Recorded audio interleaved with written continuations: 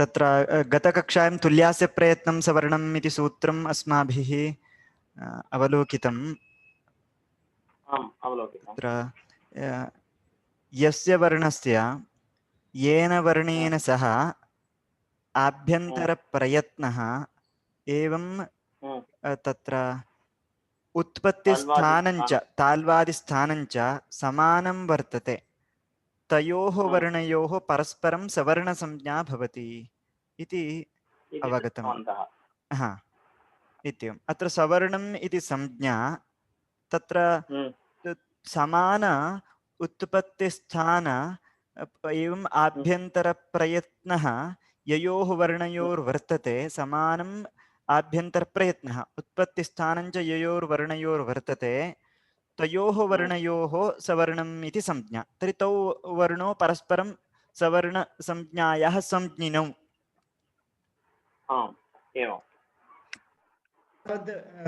जातं तत्र सवर्णसंज्ञा तयोर्भवति इति। परन्तु ऋकार लुकारयोः तावत् ऋकारस्य उत्पत्तिस्थानं मूर्धा, लुकारस्य उत्पत्तिस्थानं दन्तः। यद्यपि तयोः आभ्यन्तरप्रयत्नः समानो वर्तते, अथापि तयोः उत्पत्तिस्थानं भिन्नः इति कृत्वा उत्पत्तिस्थानम् एकस्य मूर्धा, अपरस्य दन्तः। आभ्यन्तरप्रयत्नः कः तयोः?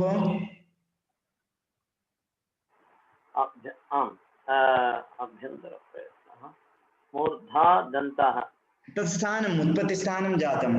आभ्यन्तरप्रयत्नः ऋकारस्य विवृतः, ऋकारस्यापि एवं ऋकारस्यापि विवृतः।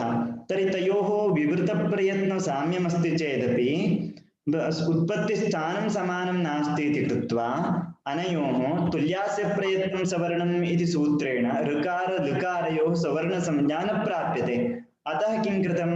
कात्यायनेन महर्षिणा वार्तिककारेण ऋलोवर्णयोः मिथः सावर्ण्यं वाच्यम् इति वार्तिकं कृतम्। एवं ऋकार लुकारयोः परस्परं सवर्णसंज्ञा भवति इति। ततः परम् इदानीं तर्हि सवर्णसंज्ञा यदि अस्माभिः ज्ञातव्या, तर्हि एकैकस्यापि वर्णस्य किम् उत्पत्तिस्थानं, तत्र कश्च आभ्यन्तरप्रयत्नः इति ज्ञातव्यम्। तदपि दृष्टम्। तदर्थं क्रमेण ग्रन्थकारः उत्पत्तिस्थानं वदति। अकुहविसर्जनीयानां कण्ठः, इचुयशानां तालु, ऋटुरषाणां मूर्धा, लुतुलसानां दन्ताः, उपूपध्मानीयानाम् ओष्ठो, ञमगणनां नासिका च, एदैतोः कण्ठतालु, ओदौतोः कण्ठोष्ठं, वकारस्य दन्तोष्ठं, जिह्वामूलीयस्य जिह्वामूलं, नासिकानुस्वारस्य। एतावत्पर्यन्तम् अन्तिमकक्षायां दृष्टम्। इदं सर्वं कण्ठे धृतं वा? अकुह विसर्जनीयानां कण्ठ इत्यादिकम् अदृष्ट्वा वक्तुं शक्यते? वक्तुं शक्यते। अस्तु, तर्हि अग्रे यत्नः, तत्र आभ्यन्तरप्रयत्नः एवम् उत्पत्तिस्थानं ताल्वादिस्थानं ययोः समानं तयोः वर्णयोः सवर्णसंज्ञा इत्युक्तं। तर्हि तत्र इदानीम् उत्पत्तिस्थानानि अस्माभिः ज्ञातानि। अधुना यत्नः कः इति निरूप्यते। आभ्यन्तरयत्नः एकैकस्यापि वर्णस्य कः इति निरूप्यते। तदर्थम् उपक्रमः यत्नो द्विधा, आभ्यन्तरः बाह्यश्च इति यत्नः द्विधो भवति। द्विधा इत्युक्तौ द्विप्रकारकः। यत्नः द्विप्रकारकः, आभ्यन्तरयत्नः, बाह्ययत्नः। यत्नः द्विधा। कः कः प्रयत्नः? आभ्यन्तरः बाह्यश्च। एवं वक्तव्यम्। आभ्यन्तरयत्नः, बाह्ययत्नः। आभ्यन्तरयत्नः, बाह्ययत्नः। प्रयत्नः इत्युक्तौ एक एव। कः? आभ्यन्तरः, आभ्यन्तरप्रयत्नः। यत्नस्तु द्विविधः, आभ्यन्तरयत्नः, बाह्ययत्नः। प्रयत्नः चेत् आभ्यन्तरप्रयत्नः एक एव। एव आम् तत्र सवर्णसंज्ञार्थं कः अस्माकं कृते यत्नः अपेक्षितः? बाह्ययत्नः अपेक्षितः। तथा वर्तते वा? स्मरन्तु तुल्यास्य प्रयत्नं सवर्णम् इत्यत्र किं लिखितमिति? आभ्यन्तरयत्नः। हा, तर्हि आभ्यन्तरयत्नः सवर्णसंज्ञायाः कृते अपेक्षितः अस्माकं कृते। आम् तत्र आद्यः, आद्य इत्युक्तौ आदौ भवः आद्यः इत्युक्तौ अत्र आभ्यन्तरः बाह्यः इति द्विधा यत्नः उक्तः। तत्र आदिमः इत्युक्तौ आभ्यन्तरयत्नः पञ्चप्रकारः वर्तते। आभ्यन्तरयत्नः पञ्चप्रकारः पञ्चधा वर्तते। कथं? स्पृष्टे षत्स्पृष्टे षद्विवृत संवृतभेद, स्पृष्टे षत्स्पृष्टे षद्विवृत ईषद्विवृत विवृत संवृतभेदात् इति एवं रूपेण पञ्चधा वर्तते। अत्र विभाग एवं स्पृष्ट ईषत्स्पृष्ट ईषद्विवृत विवृत संवृतः इति। पुनः वदामि, स्पृष्ट ईषत्स्पृष्ट ईषद्विवृत विवृत संवृतः इति पञ्चधा भवति। वक्तुं शक्यते वा? वक्तुं शक्यते। कथं वक्तव्यमिति वदामि इतोपि एकवारं। तत्र आभ्यन्तरप्रयत्नः आभ्यन्तरयत्नः पञ्चधा पञ्चप्रकारः। कथम् इत्युक्तौ स्पृष्टप्रयत्नः स्पृष्टः आभ्यन्तरयत्नः, ईषत्स्पृष्टः आभ्यन्तरप्रयत्नः, ईषद्विवृतः आभ्यन्तरप्रयत्नः, विवृतः आभ्यन्तरप्रयत्नः, संवृतः आभ्यन्तरप्रयत्नः इति एवं वक्तव्यम्। आम् वदामि। आभ्यन्तरप्रयत्नः पञ्चधा। स्पृष्टः आभ्यन्तरप्रयत्नः, ईषत्स्पृष्टः आभ्यन्तरप्रयत्नः, ईषद्विवृतः आभ्यन्तरप्रयत्नः, विवृतः आभ्यन्तरप्रयत्नः, संवृतः आभ्यन्तरप्रयत्नः इति पञ्चधा आभ्यन्तरप्रयत्नः। पञ्चधा आभ्यन्तरप्रयत्नः। तत्र इदानीं स्पृष्टप्रयत्नः, तत्र स्पृष्टं प्रयत्नं स्पर्शानां, तत्र स्पृष्टः यः आभ्यन्तरप्रयत्नः सः स्पर्शानां स्पर्शवर्णानां स्पृष्टः आभ्यन्तरप्रयत्नः। यथा बालकानाम् इति षष्ठी भवति खलु, षष्ठी बहुवचनं, तद्वत् स्पर्शानाम् इति षष्ठी बहुवचनं। तत्र स्पर्शवर्णानां स्पृष्टप्रयत्नः। तर्हि के स्पर्शः इति प्रश्नः भवति वा न वा? आम् भवति। के तर्हि तत्र स्पर्शवर्णाः इत्युक्तौ के इत्युक्तौ अत्र अधः लिखितं पश्यन्तु, कादयो मावसाना स्पर्शाः इति। अत्र कादयो मावसानः स्पर्शः। कादयो मावसानः इत्युक्तौ क ख घ क ख ग घ ङ अत्र क इत्यारभ्य प प ब भ म पर्यन्तं मावसानः, म अन्ते यस्य सः मावसानः। एवं ककारादारभ्य मकारपर्यन्तं ये वर्णाः सन्ति तेषां कृते स्पर्शः इति नाम। स्पर्शः इति नाम। स्पर्शः इति नाम। स्पर्शः इति बहुवचने, स्पर्शः स्पर्शौ स्पर्शाः। कादयः ककारमारभ्य मावसानाः मकारपर्यन्तं ये वर्णाः ते स्पर्शाः भवन्ति, स्पर्शसंज्ञकाः भवन्ति। इदानीं वदन्तु स्पृष्टप्रयत्नः केषाम्? स्पृष्टप्रयत्नः कादयो मावसानाश्च। कादयो मावसानः ककारमारभ्य मकारपर्यन्तं ये सन्ति तेषां स्पृष्टः आभ्यन्तरप्रयत्नः। स्पृष्टः आभ्यन्तरप्रयत्नः एवं स्पृष्टप्रयत्नं स्पर्शानां, स्पर्शानां स्पृष्टप्रयत्नं। ततः परम् एवं वक्तव्यं, तत्र स्पर्शानां स्पृष्टप्रयत्नं भवति इति, एकं भवति इति क्रियापदम् अध्यार्तव्यम्। स्पर्शानां स्पृष्टप्रयत्नं भवति। स्पर्श पुनः वदन्तु एकवारं। स्पर्शानां स्पृष्टप्रयत्नं भवति हा भवति के स्पर्शाः कादयोमावसानाः हा सम्यक् ईषत् स्पृष्टम् अन्तस्थानां भवति अत्रापि तथैव ईषत् अन्तस्थानाम् ईषत् स्पृष्टं प्रयत्नं भवति इति एव मध्यार्थव्यम् आम् अन्तस्थानाम् ईषत् स्पृष्टं प्रयत्नं भवति हा प्रयत्नं भवति अन्तस्थाः ये वर्णाः सन्ति तेषाम् ईषत् स्पृष्टः प्रयत्नः तर्हि के अन्तस्थाः इत्युक्तौ यणः अन्तस्थाः इति लिखितं यणः के यण् इति कस्य नाम इति भवद्भिर्वक्तव्यम् इदानीं यणः इत्युक्तौ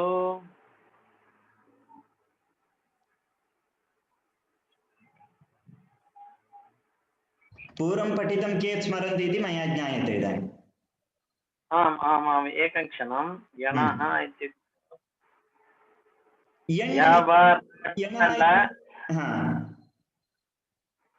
एवं वा एवम् एवं सम्यक् वर्तते पुनः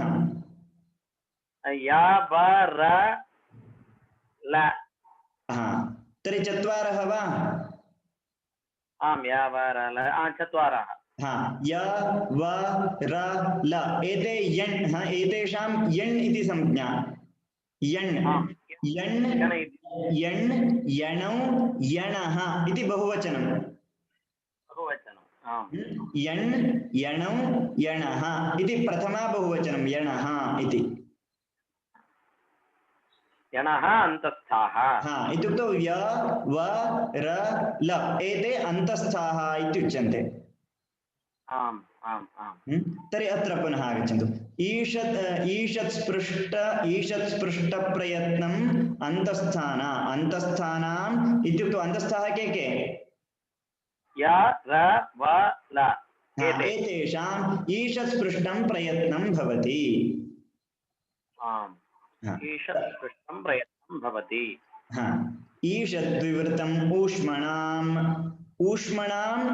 ईषद्विवृतं प्रयत्नं भवति आभ्यन्तर ऊष्मणाम् ईषद्विवृतम् आभ्यन्तरप्रयत्नं भवति ऊष्मवर्णानाम् ईषद्विवृतः इति आभ्यन्तरप्रयत्नो भवति त्रिके ऊष्माणः इत्युक्तौ शलः ऊष्माणः इति लिखितं शलः इति अत्र विसर्गस्य लोपो जातः शलः इति अर्थः शलः ऊष्माणः शल् इत्युक्तौ के शल् कथम् अवगतं श श सः इति शल् इत्युक्तौ श श सः इति किं सूत्रं प्रमाणम् एकनिमिषं वदामि अहम्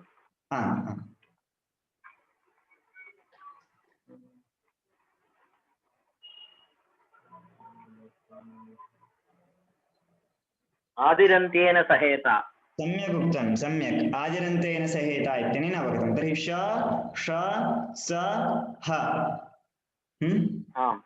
श ष स ह एतेषां शल् इति संज्ञा तर्हि शल् शलौ शलः इति बहुवचनम् आम् एवं शलः ऊष्माणः तर्हि श ष स ह एतेषाम् ऊष्मा इति संज्ञा ऊष्मा इति अत्र पश्यन्तु तर्हि ऊष्मणाम् इत्युक्तौ केषां श ष स ह एतेषाम् ईषद्विवृतं प्रयत्नं भवति ईषद्विवृतम् आभ्यन्तरप्रयत्नं भवति ततः परं विवृतं स्वराणाम् इति वर्तते स्वराणां विवृतम् आभ्यन्तरप्रयत्नं भवति आम् के स्वराः इत्युक्तौ अत्र उक्तम् अचः स्वराः इति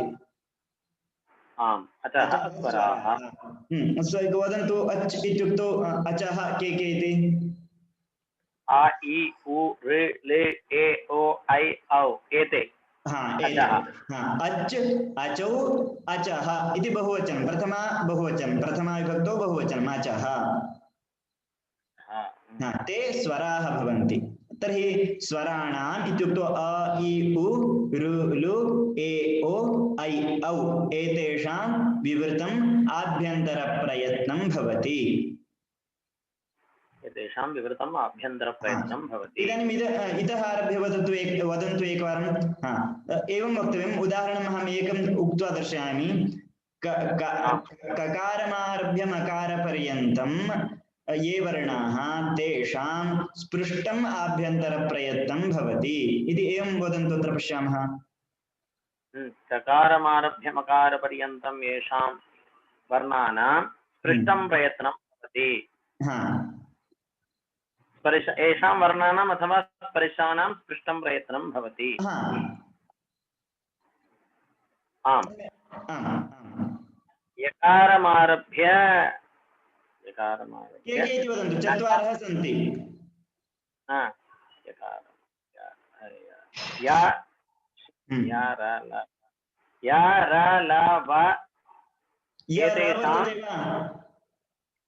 एकनिमिषम्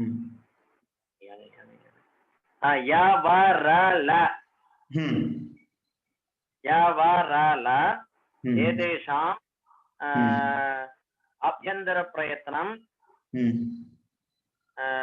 अन्तस्थ ईषत् स्पृष्टं भवति। एवम्। अग्रे उष्णा इत्युक्तौ उष्णा शलः उष्णा। एवं। एतेषां वर्णानाम् आभ्यन्तरप्रयत्नम् ईषद्विवृतं भवति। आ इ उ ऋ ल ए ओ ऐ औ एतेषां स्वराणाम् आभ्यन्तरप्रयत्नं विवृतं भवति। एवं खलु। तर्हि अकारस्य कः प्रयत्नः? आभ्यन्तरप्रयत्नः कः अकारस्य आभ्यन्तरप्रयत्नः? एकनिमिषम्।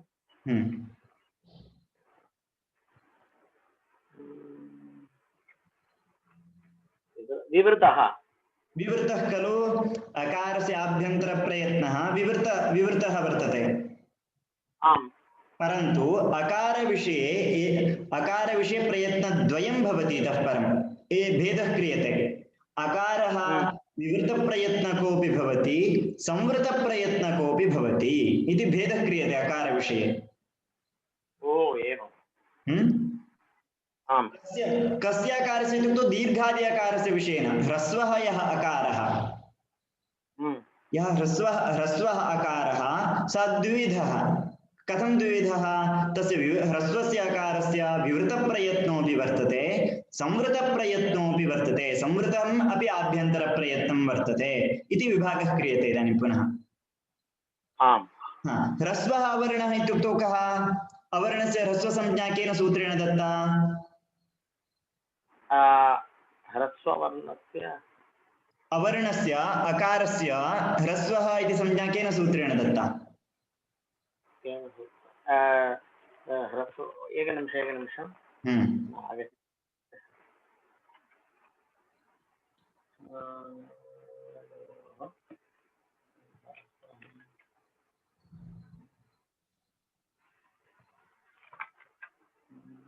ऊकालो ह्रस्वदीर्घप्लुतः।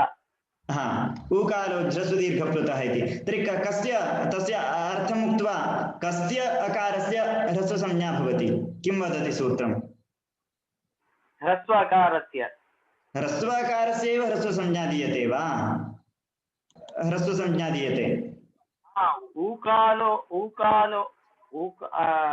ऊकालोकारस्य।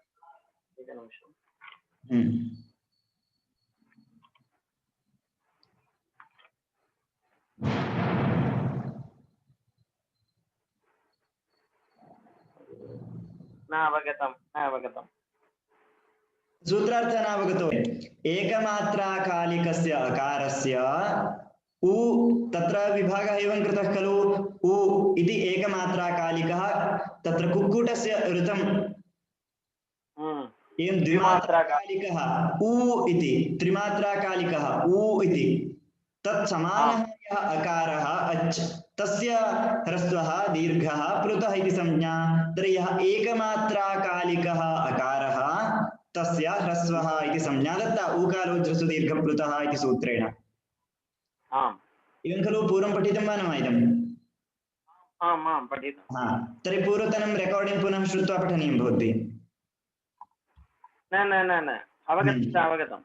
हा तर्हि ह्रस्व अवर्णस्य यः ह्रस्व अवर्णः इत्युक्तौ एकमात्राकालिकः अकारः तत्र विभागद्वयं किं किं तस्य संवृतम् आभ्यन्तरप्रयत्नमपि भवति एवं विवृतम् आभ्यन्तरप्रयत्नमपि भवति। पश्यन्तु कदा इति वदन्ति स्वयमेव ग्रन्थकाराः ह्रस्वस्य अवर्णस्य प्रयोगे संवृतम् इति।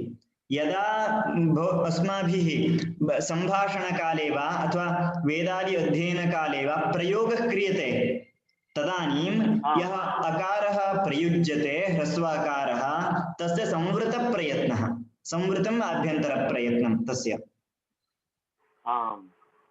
यदा प्रयोगः क्रियते शब्दप्रयोगः सम्भाषणादिकालेषु अथवा ग्रन्थादिरचनवेलायाम् अथवा वेदाध्ययनकालादिषु यदा ह्रस्व अवर्णः ह्रस्व अकारः प्रयुज्यते तदानीं तस्य अकारस्य कः प्रयत्नः कः आभ्यन्तरप्रयत्नः संवृतः आभ्यन्तरप्रयत्नः।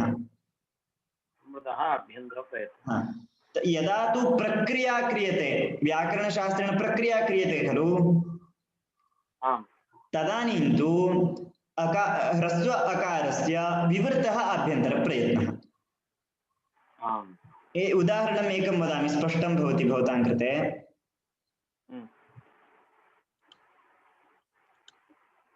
एकं क्षणं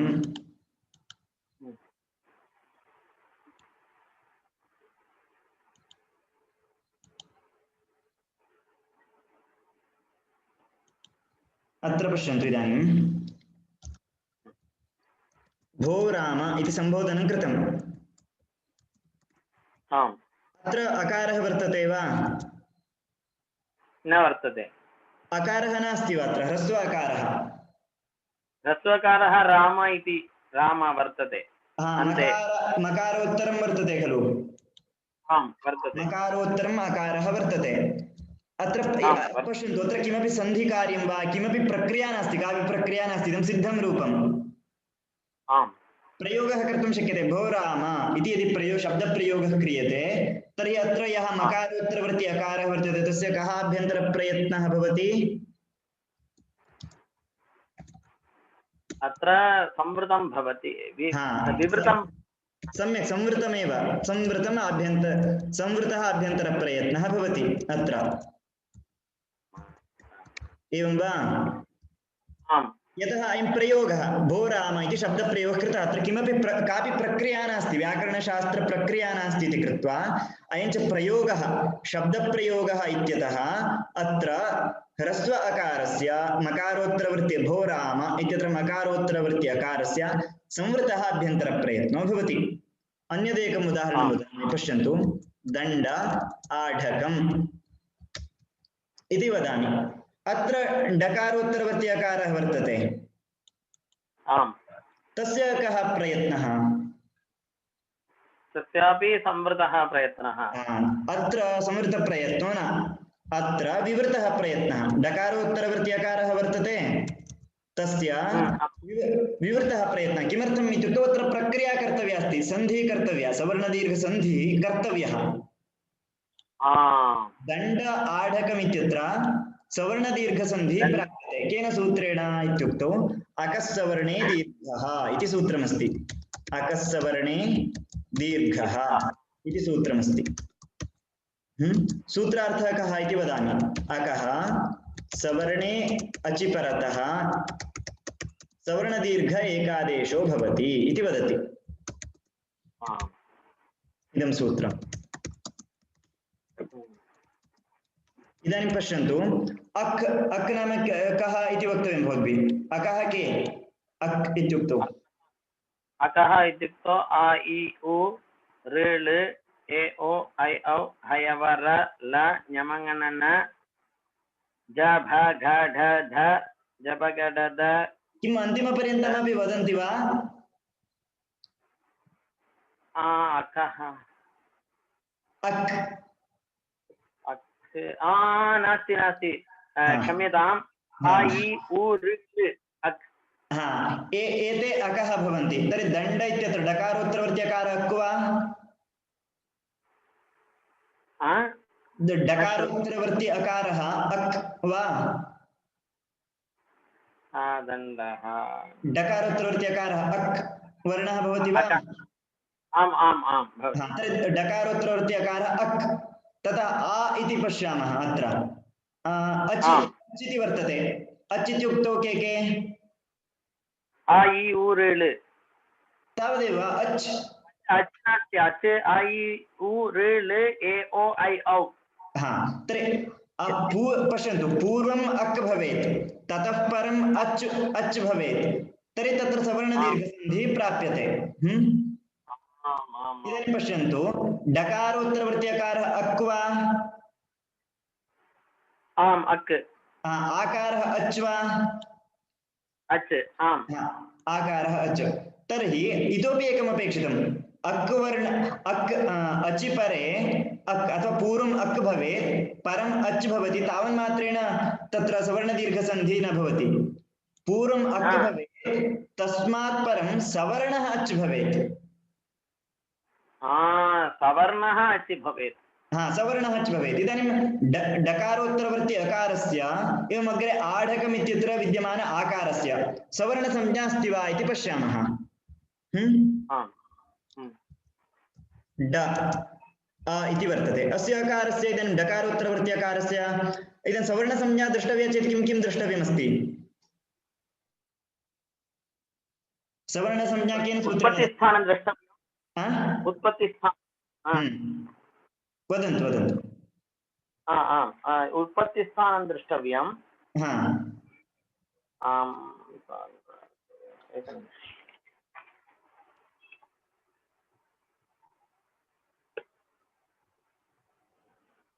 मुखनासिका वचनोनुनासिकः वा सवर्णसंज्ञा केन सूत्रेण दीयते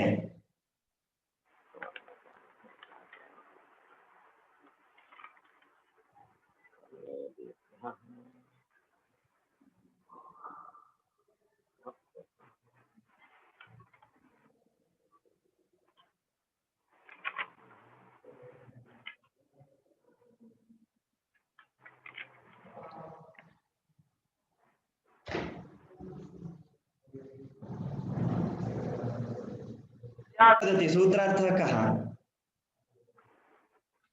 सूत्रार्थं ताल्वादिस्थानम् आभ्यन्तरप्रयत्नं द्वयम् एतद्द्वयं यस्य वर्णस्य येन वर्णेन तुल्यं भवति तन्मितः सवर्णसंज्ञां तर्हि किं किं द्रष्टव्यं सवर्णसंज्ञा द्रष्टव्या चेत् प्रयत्नम् आभ्यन्तरप्रयत्नम् उत्पत्तिस्थानम् इदं द्वयं किं भवेत् समानं भवेत् आम् एव द्वयं समानं भवेत् एवं चेत् सवर्णसंज्ञा एवं चेत् सवर्णसंज्ञा भवति तर्हि दण्ड इत्यत्र डकारोत्तरवर्ति अकारः विवृतः इति संवृतः इति चिन्तयामः दण्ड इत्यत्र अकारस्य प्रथमतया उत्पत्तिस्थानं किम् इति वदन्तु अकारस्य उत्पत्तिस्थानं किम् कण्ठः कण्ठः आकारस्यापि कण्ठः कण्ठः तर्हि तत्तु सम्यक् उत्पत्तिस्थानं समानमस्ति उभयोरपि आम् प्रयत्नः कः वर्तते आभ्यन्तरप्रयत्नः विस्तृतः पश्यन्तु डकारोत्तरवर्ति अकारस्य संवृतः आकारस्य तु आकारस्य कः प्रयत्नः विवृतः तर्हि प्रयत्नसाम्यमस्ति वा नास्ति तर्हि अत्र अकस्तवर्णे दीर्घ इति सूत्रेण सवर्णदीर्घसन्धिः न स्यात् किमर्थम् अक् पूर्वं भवेत् परे अच् भवेत् परे कीदृश अच् सवर्णः अच् परे भवति चेत् सवर्णदीर्घसन्धिः प्रवर्तते अकस्तवर्णे दीर्घः इति सूत्रेण पूर्वम् अक् भवेत् परे अच् कीदृश अच् भवेत् सवर्णः अच् भवेत् तदानीमेव सवर्णदीर्घसन्धिः कर्तुं शक्यते परन्तु इदानीं पूर्वं तु अक् वर्तते परे आकारः अच् वर्तते परन्तु सः सवर्ण अच् वा नास्ति आकारस्य सवर्णसंज्ञा न प्राप्यते किमर्थं एकस्य संवृतप्रयत्नः अपरस्य विवृतप्रयत्नः इति कृत्वा आभ्यन्तरप्रयत्नभेदोऽस्ति इत्यतः सवर्णसंज्ञा न प्राप्यते अकारस्य आकारस्य च। अतः किं वक्तव्यं, यत्र व्याकरणशास्त्रेण प्रक्रिया क्रियते तत्र ह्रस्व अकारस्य संवृतप्रयत्नो न भवति, अपि तु विवृतप्रयत्नो भवति इति वक्तव्यम्। पश्यन्तु, प्रयोगः क्रियते वा, शब्दप्रयोगः, कापि व्याकरणशास्त्रप्रक्रिया नास्ति वा, तर्हि तत्र अकारस्य कः प्रयत्नः, ह्रस्वाकारस्य संवृतप्रयत्नः। यत्र प्रक्रिया क्रियते तत्र तु कः प्रयत्नः, विवृतप्रयत्नः। तर्हि इदानीं डकारोत्तरवृत्ति अकारस्य कः प्रयत्नः, विवृतः प्रयत्नः। आकारस्य च विवृतः प्रयत्नः। उत्पत्तिस्थानं समानं। तर्हि सवर्णसंज्ञा प्राप्यते वा इदानीं? प्राप्यते। तर्हि पूर्वम् अक् वर्तते, परे सवर्णः अच् वर्तते, तर्हि अकस्सवर्णे दीर्घ इति सूत्रेण सवर्णदीर्घसन्धि कर्तुं शक्यते। अतः दण्डाढकम् इति रूपं सिद्ध्यति। दण्डाढकम्। दण्ड आढकं, सवर्णदीर्घे कृते दण्डाढकम् इति रूपं सिद्ध्यति। आम्। अवगतं वा इदम्? आम्, अवगतं। सम्यक् अवगतं खलु? आम्, सम्यक् अवगतं। प्रक्रियावेलायां भिन्नं भवति। प्रक्रियावेलायां ह्रस्वाकारस्य कः प्रयत्नः तर्हि इदानीं? विवृतः प्रयत्नः। प्रयोगदशायां कः प्रयत्नः? संवृतः प्रयत्नः। तद्वदन्ति, पश्यन्तु। विवृतं स्वराणाम् इति यदा उक्तं तदानीं ह्रस्वाकारस्यापि विवृतप्रयत्नः प्राप्तः, परन्तु तत्र पुनः द्वैविध्यमस्ति। ह्रस्वाकारविषये प्रयत्नभेदो वर्तते। ह्रस्वस्य अवर्णस्य प्रयोगे संवृतं, ह्रस्व अवर्णस्य ह्रस्व अकारस्य प्रयोगकाले संवृतम् आभ्यन्तरप्रयत्नं भवति। प्रक्रियादशायां तु व्याकरणशास्त्रे प्रक्रिया क्रियते तद्दशायां, तत्काले तु प्रक्रियादशायां तु ह्रस्व अकारस्य विवृतमेव आभ्यन्तरप्रयत्नं भवति। अवगतं वा इदानीं? अवगतं। ततः परं तर्हि इदानीम् आभ्यन्तरप्रयत्नः समाप्तः।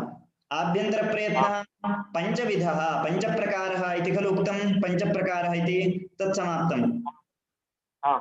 स्पृष्टम् आभ्यन्तरप्रयत्नम्, ईषत्स्पृष्टम् आभ्यन्तरप्रयत्नम्, ईषद्विवृतम् आभ्यन्तरप्रयत्नं, विवृतम् आभ्यन्तरप्रयत्नं, संवृतं च आभ्यन्तरप्रयत्नं, केषां केषाम् इति उक्तम् एतावत्पर्यन्तम्। ततः परं बाह्ययत्नः, बाह्यप्रयत्नः कतिविधः वर्तते इति उच्यते। इदानीम् इदं पश्यन्तु, सवर्णसंज्ञायाः कृते बाह्यप्रयत्नः अपेक्षितो वा आभ्यन्तरप्रयत्नो वा?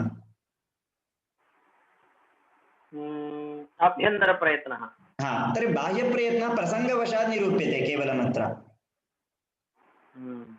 बाह्यप्रयत्नस्य किञ्चित् अन्यदेव व्याकरणशास्त्रे प्रयोजनमस्ति, तस्मात् कारणात् आभ्यन्तरप्रयत्नः इत्यागतः खलु, तर्हि किञ्चित् बाह्यप्रयत्नमपि निरूपयामि इति कृत्वा ग्रन्थकारः निरूपयति। सवर्णसंज्ञा दातव्या चेत् तत्र बाह्यप्रयत्नस्य आवश्यकता नास्ति।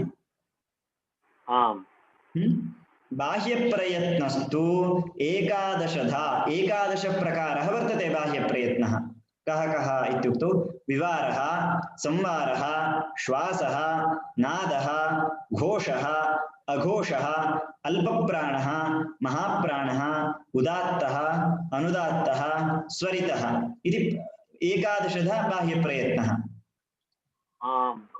तर्हि एवं वक्तव्यम् इदानीं, विवारः बाह्यप्रयत्नः, संवारः बाह्यप्रयत्नः, एवं वदन्तु भवन्तः क्रमेण। विवारः बाह्यप्रयत्नः, संवारः बाह्यप्रयत्नः, श्वासः बाह्यप्रयत्नः, नादः बाह्यप्रयत्नः, घोषः बाह्यप्रयत्नः, अघोषः बाह्यप्रयत्नः, अल्पप्राणः बाह्यप्रयत्नः, महाप्राणः बाह्यप्रयत्नः, उदात्तः बाह्यप्रयत्नः, अनुदात्तः बाह्यप्रयत्नः, त्वरितः बाह्यप्रयत्नः। एवम् इदं तत्र कदाचित् वेदपाठकाले किं वर्णक्रमः इति कुर्वन्ति खलु तत्र इदं सर्वं वदन्ति इति मया श्रुतम्। आम् आम् वदन्ति वदन्ति। एवम् एवम् आभ्यन्तरप्रयत्नः उत्पत्तिस्थानं बाह्यप्रयत्नः सर्वमपि वदन्ति वर्णक्रमे। आम् एवं तर्हि इदानीं विवारः बाह्यप्रयत्नः कस्य इति वदन्ति। खरः इति वर्तते तर्हि खर् इत्युक्तौ के भवन्ति वदन्तु। खर् इत्युक्तौ ख ख छ ठ थ न सम्यक् नागतं। ख प छ ठ थ च ट थ क प श ष स इति। एते खरः खरौ खरः इति खरः इति बहुवचनं प्रथमा विभक्तौ बहुवचनं खरौ खरः खरः एते ख फ छ ठ इत्यादयः विवाराः तेषां विवारः श्वासः अघोषः इति बाह्यप्रयत्नः। करः इत्युक्तौ के भवन्ति इत्यपि पश्यन्तु तत्र प्रायः वर्गस्य प्रथमवर्णाः द्वितीयवर्णाश्च भवन्ति।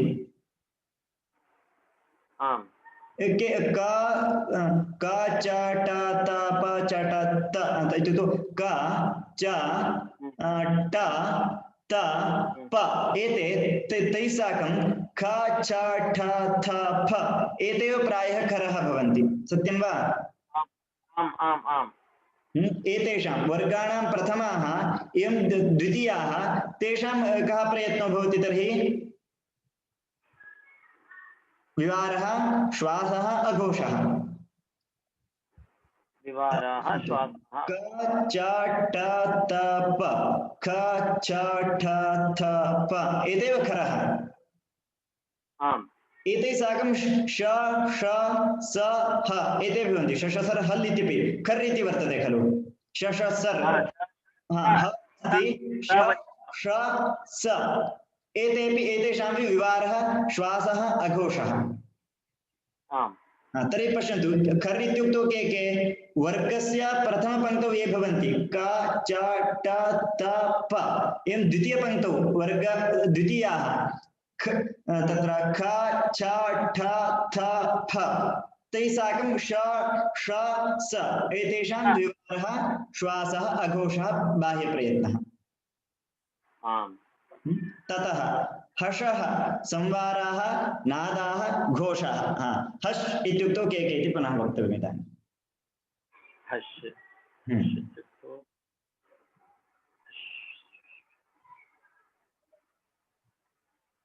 हायवरल ञ म ङ न न ज भ घ ढ ढ ज ब ग ड द।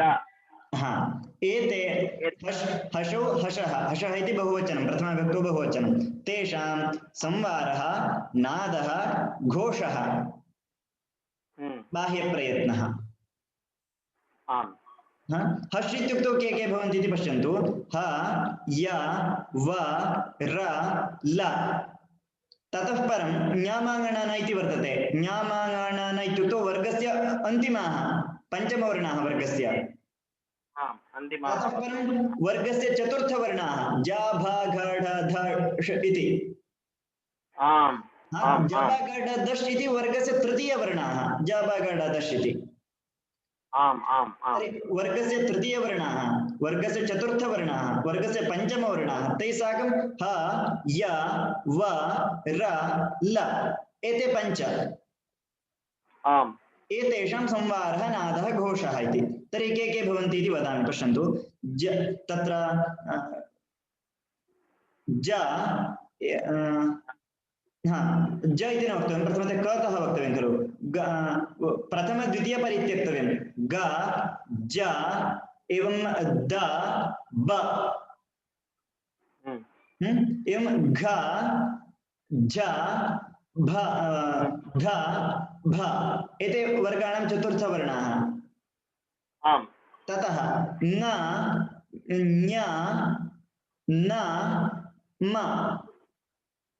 आम् एते वर्गाणां पञ्चमवर्णाः आम् न उक्तं वा न ञ न न म आम् तत्रापि एकं त्यक्तं मया प्रायः ठ इति परित्यक्तम् एवं ट इत्यपि परित्यक्तम् एते एव भवन्ति संवार एतेषां संवारः नादः घोषः इति बाह्यप्रयत्नः आम् तर्हि इदानीं कति बाह्यप्रयत्नाः अस्माभिः समापिताः 11 बाह्यप्रयत्नाः सन्ति इति उक्तं खलु कति बाह्यप्रयत्नाः समाप्ताः एतावत्पर्यन्तम् तात्पर्य षड् बाह्यप्रयत्नाः इतोपि कति अवशिष्टाः तर्हि पञ्च अवशिष्टाः पञ्च वक्तव्यं वर्तते तत्र वर्गाणां प्रथम तृतीय पञ्चमाः वर्गाणां प्रथमाः इत्युक्तौ के के क ख क च ट त प क च ट त प एते वर्गाणां प्रथमाः वर्गाणां तृतीयाः इत्युक्तौ के के ग ज ड द प एते पञ्चमाः वर्गाणां पञ्चमाः न ञ न न म एते वर्गाणां प्रथम तृतीय पञ्चमाः एवं यणः यण् इत्युक्तौ के के यण् इत्युक्तौ या वा रा ला एतेषाम् अल्पप्राणः बाह्यप्रयत्नः अल्पप्राणाः बाह्यप्रयत्नः इदानीं पश्यन्तु वर्गाणां प्रथमः वर्णाः सन्ति खलु तेषां तर्हि के के बाह्यप्रयत्नाः सन्ति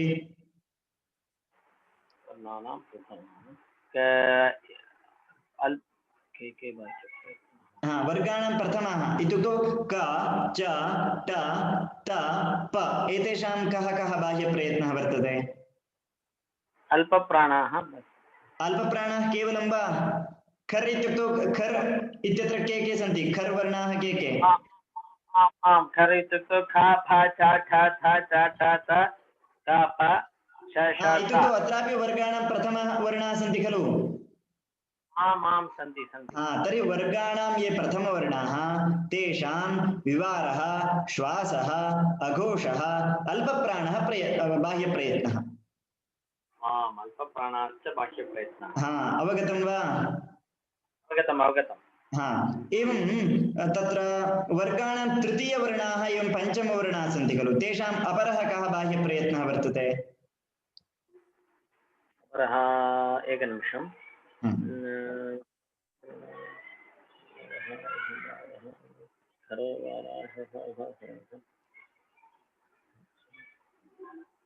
तेषां संवाराः नादाः घोषाः सम्यक् उक्तं तर्हि इदानीं पश्यन्तु तृतीयपञ्चमानां संवारः नादः घोषः एवम् अल्पप्राणः प्रयत्नः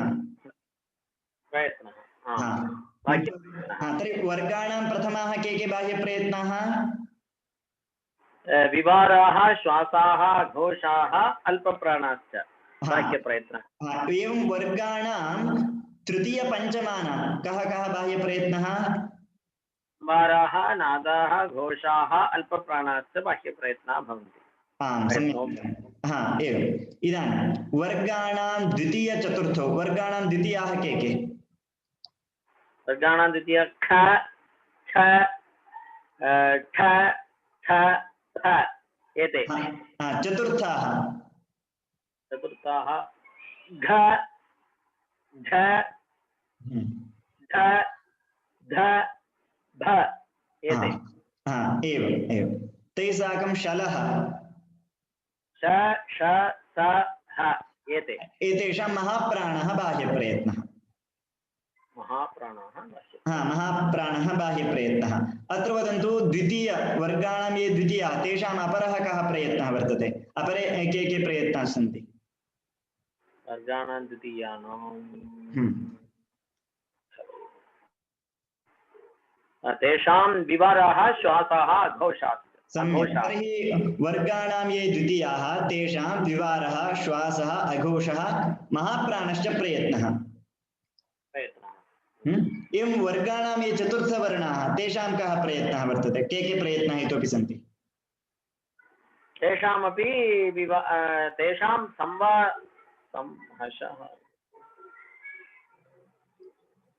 सम्यक् वर्तते संवाराः नादाः घोषाः इति वर्तते खलु तर्हि तेन साकं महाप्राणोऽपि वर्गाणां ये चतुर्थाः तेषां संवारः नादः घोषः महाप्राणोऽपि श ष स ह एतेषाम् इतोपि कः प्रयत्नः वर्तते श ष स एतेषां त्रयाणां कः बाह्यप्रयत्नः इतोपि वर्तते एतेषां विवाराः श्वासाः घोषाः तर्हि श ष स एतेषां विवारः श्वासः अघोषः तेन साकं महाप्राणोऽपि एवं हकारस्य कः प्रयत्नो वर्तते हकारस्य संवाराः नादाः घोषाः एवं तर्हि हकारस्य संवारः नादः घोषः तेन साकं महाप्राणोऽपि प्रयत्नः एवं यण् इत्यत्र य व र ल एतेषाम् अपरः कः प्रयत्नः वर्तते अल्पप्राणेन साकं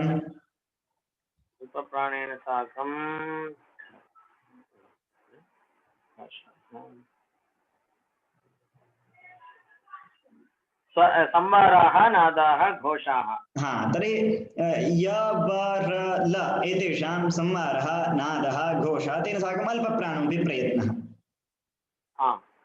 पश्यन्तु इदं सर्वं मिलित्वा भवद्भिः एका अपरा पट्टिका कर्तव्या